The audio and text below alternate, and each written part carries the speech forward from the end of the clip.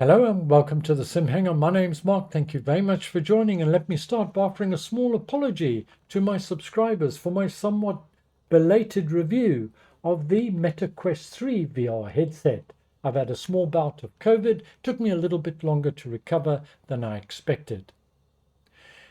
In terms of price point for VR headsets, the Meta Quest 3 falls nicely and firmly into the mid-price category. We've got those headsets at the top end costing anything from 1,000 up to 2,000 US dollars, and at the budget end we've only really got the forerunner to the Quest 3, which is the Quest 2. In that mid-price category, there's also not a lot of choice or variety, to be honest. We've got the likes of the HP Reverb G2, which is more expensive, and we've got the Pico 4, which is less expensive than the 128 gigabyte version of the Meta Quest 3. Now there's also a more expensive version with more memory, because the Quest 3 of course is a standalone VR headset, so you can front load games and so on.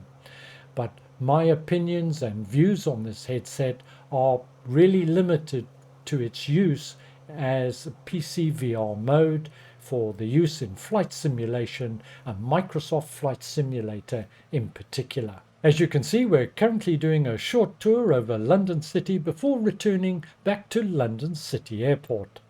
Now, the 128 gigabyte version costs about £479. I think the price is very much the same in US dollars. And in PCVR mode, well, it doesn't have a display port. That means there's an element of compression required in terms of transferring the data, so there is some penalty there, just as there is with the Pico 4. Now, I've used it with Airlink, which is basically using it wireless or connected directly to the PC via the link cable. I found performance difference between the Airlink and the link cable to be nominal. If anything, in my tests, I found Airlink actually worked a little bit better, but I do have fairly strong bandwidth here. But the best way to use it in PC VR mode is to use Virtual Desktop. It'll cost you about 20 US dollars. It's a paid application, and it's loaded into the headset, and it provides a whole range of different options available to you. And it's also compatible with the OpenXR toolkit because it uses SteamVR. The problem with SteamVR and Virtual Desktop is SteamVR carries quite a lot of baggage with it, and that has an impact on performance in itself. Well, the developer of the OpenXR toolkit, Matt, a miracle man of Flight Sim and OpenXR, has under alpha test currently and available, we'll be having a look at it later on in the video, has developed OpenXR for Virtual Desktop. And what this does is totally bypass Steam, gives you still OpenXR and compatibility with the OpenXR toolkit. In fact, it plays very nicely with that, and boosts performance. Depending on your settings, and in my experience, the increase will be anything between 7 and 15 FPS, which is a massive increase. My system is a 10900K CPU and a 4090. Let's move on now and talk about the headset itself. Well, in terms of overall quality, the overall quality is fairly good. It's fit for purpose. It does the job. You'll notice that I don't have the default head strap on. I've got the Elite head strap with the additional battery pack on. It's an additional purchase, but I found the original head strap to be fairly uncomfortable. It tended to push up against my forehead here. After about an hour or so, I'd had just about enough of it. You're limited to how far you can pull it down at the back of your head because the strap pushes up against your ears and so on. The Elite strap with the battery pack helps balance out the headset. It's extremely comfortable and has basically transformed the comfort of this headset for me. The front face cushion is still a little bit hard for my liking, but of course comfort is a very individual thing and will vary from person to person depending on the size and shape of your face. But I'm sure for the face cushion, etc. There'll be third-party products coming onto the market from the likes of AMVR, GeekVR, and so on in the not-too-distant future. The other factor which was important to me and a pleasant surprise was obviously I wear glasses. Well, in this headset, if you wear glasses, you can adjust the face mounting itself, but I have mine on minimum and I can still wear my glasses, and I'd go so far as to say it is the most comfortable headset I've worn for those people that wear standard shape and size glasses. It really is a big benefit. Let's also now go on and talk about some of the other outstanding features, and in particular the lenses themselves. Well, they're pancake lenses, and the benefit that that brings to you is that you have a massive sweet spot. To be honest, you don't struggle to find it. Just pop the headset on and you're in. And you have edge-to-edge clarity. In addition, the colors in this headset, well, the brightness is quite bright and the colors absolutely pop. In contrast, perhaps, to something like the HP Reverb, where the colors have always been slightly washed out. That's certainly not the case for the Quest 3. The other thing to note is the FOV is quite large. It's larger than the Reverb, it's larger than the Pico 4 as well, and can't be that far away from perhaps the Valve Index. Certainly not as large as the Pimax, but still a very good FOV and one of the widest we've seen for VR headsets in this price bracket, if not the widest. I was pleasantly surprised by the quality of the sound on this headset. There's a bit of depth to it and I found it fit for purpose. It's better than the Pico 4 sound in my opinion, but not quite as good as those headsets offering off-ear sound. The setup was straightforward and simple. It does require the use of a mobile phone, but hey, it was straightforward. It leads you through step by step and I was up and running in no time. But no headset in the market that I'm aware of at the moment is perfect, and the Quest 3 also has its imperfections and its negatives. There's a very slight case of Miror, which is a slight shadow. If you imagine looking through a clear glass window and there's a slight smudge in one corner, then that is Miror, and it's caused by a change in light intensity between the various pixels, while there is a very, very slight hint of Miror in the lenses themselves. It doesn't detract from the enjoyment of the headset in any way and isn't really an issue of major concern.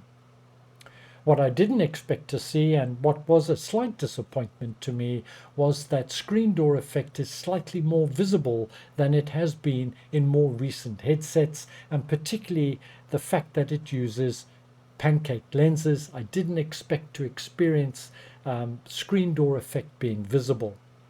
Now, it's not extreme in any case, it's only just visible, and if you don't know what you're looking for, well, you probably never notice it, and it wouldn't detract from the enjoyment again of using this headset. But if you've come from the more expensive top-end headsets, it's something that you'll pick up on fairly quickly. So it is there. It's not a deal breaker in my book, but it's something that you need to be aware of. It also requires a Meta account. You don't need a Facebook account, but you do need to register with Meta. But it's no different to Varjo Aero. You've got to register with them. Pimax, you've got to register with them, and so on. So if that's not your cup of tea, well, that's a personal choice that you have to make. We'll shortly return to the desktop, and we'll have a look at one or two things that we need to do to get Microsoft Flight Simulator up and running. And of course, we'll be having a look at OpenXR for Virtual Desktop and showing you where you can get that performance boost that you'll be looking for. But before we do so, I thought it'd be worthwhile just comparing the Quest 3 to its closest competitors, which in my book is HP Reverb G2 and the Pico 4. Turning first to the HP Reverb G2, well, you're not going to get any significant or noticeable uplift in graphics fidelity, but what you do get is edge-to-edge clarity, and that in my book makes a big difference. In addition, you get the colors that pop, a much larger FOV. And for me, when I was looking at the instruments, both in GA and in airliners, I felt that in the Quest 3, the smaller print and the finer details were much easier to read in the Quest 3 compared to the HP Reverb G2. So the decision is yours. It's not a quantum leap by any stretch of the imagination, but it is a benefit. Me personally, I prefer the Quest 3 to the HP Reverb G2.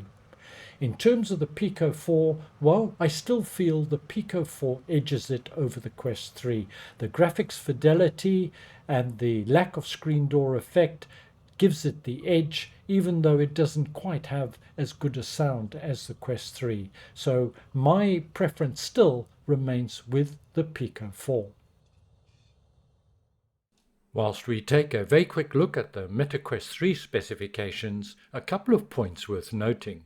Firstly, this is not a full setup guide, that's beyond the scope of this video. If you'd like to see a full setup guide, please comment below. If there's enough demand, then I'll do one. Over the last 4 to 5 days, I've probably spent about 10 hours in the headset, and using it more or less exclusively with Microsoft Flight Simulator. I did notice on odd occasions, not on a very regular basis, but occasionally, Microsoft Flight Simulator would crash to desktop prior to the flight starting and normally on the world map page. And this would happen both with and without using Virtual Desktop. Not sure if it's just my system. If you've had a similar problem, once again, please comment below. I also struggle to get a really good performance when using Airlink or Link Cable and Oculus as the OpenXR runtime when used in conjunction with the OpenXR toolkit. Conversely, I didn't have that problem when using it with Virtual Desktop. I also didn't have that problem if I disabled the OpenXR toolkit and just used Airlink or Link Cable. Welcome to the Quest 3, and this is one of many different home environments that you can choose. Hello everybody, how you doing? To enable Airlink or Link Cable, it's a fairly straightforward process. Select Settings, then from the menu, select System, and then Quest Link. And you can then enable it here. It defaults to Airlink, and if you plug in a link cable, it switches off Airlink automatically, and the link cable is then active. I'm currently using Airlink. Click on Launch, then from the menu presented, Launch again, and you've now got access to your desktop as well as a variety of other functions and facilities. I'm going to select Desktop to bring up my PC. This is the Oculus Desktop app which you need to have running. From the menu on the left hand side, select Settings and then General. And the item right at the top, Allow apps that have not been reviewed by Oculus to run. Make sure this is enabled, and allow applications and programs such as Microsoft Flight Simulator to run. Also within the desktop app, if you select Devices, and then Quest 3 and Touch, and then Graphic Preferences, you can select your refresh rate. I'm running at 90 Hz, and you can also adjust the render resolution here. I personally leave it at default and change it in the OpenXR toolkit. Note the render resolution here is not per eye. Note the higher the refresh rate, the more frames have to be generated and more load on your system. If you're struggling for performance, you may prefer to use the 72 Hz option. To exit Airlink or Link Cable, simply select that from the tab and you'll be returned back to your home environment. Once you've downloaded Virtual Desktop, you'll find it in the apps and then run the application. This needs to be installed in your headset and on your PC desktop as well. Make sure it's running on your desktop. Once it's booted up, using your controller, click away from the screen and a menu bar comes up. Select Menu and you can now choose various settings. Again, this is not a tutorial, just a quick look at the settings that I'm using.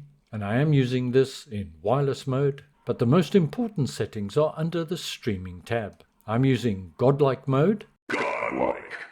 I'm not using synchronous space warp or motion reprojection, but as indicated earlier, I'm running at 90 FPS, and right at the bottom on the right hand side you'll see Show Performance Overlay enabled.